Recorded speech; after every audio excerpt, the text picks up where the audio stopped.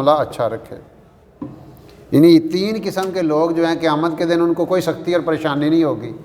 ایک وہ بندہ اللہ کے لیے قرآن پڑھنے والا اور پھر امامت کی اور اس طرح کے پچھلے جو ہیں نا اس سے راضی رہے مقتدی۔ دوسرا وہ بندہ جو لوگوں کو نماز کی دعوت دیتا ہو، اور تیسرا وہ بندہ جو اپنے رب سے بھی معاملہ رکھے اور اپنے متحدوں سے بھی صحیح معاملہ رکھے۔ ٹھیک ہے نا، یہ انہی 3 چیزیں ہیں۔ اب ان میں سے ہم کوئی ایک بھی پکڑ لیں، کوئی ایک بھی لے لیں تو ہو سکتا ہے اللہ تعالیٰ اس کی برکت سے ہماری بھی، ٹھیک ہے نا، باقی تینوں کار لیں تو وہ تو سونے پہ سہاگا نا۔ قرآن پڑھیں، کبھی ضرورت پڑ جاتی ہے بندے کو امامت کرانے کی، کوئی مسئلہ نہیں، آگے ہو جائیں۔ وہی صورت ہم نے جو آہستہ آواز میں پڑھتے ہیں وہی ذرا بلند آواز میں پڑھنی ہوتی ہے۔ باقی اللہ اکبر تو ہم سارے کہتے ہیں نا، اس لیے ہیزیٹیٹ نہیں کرنا چاہیے۔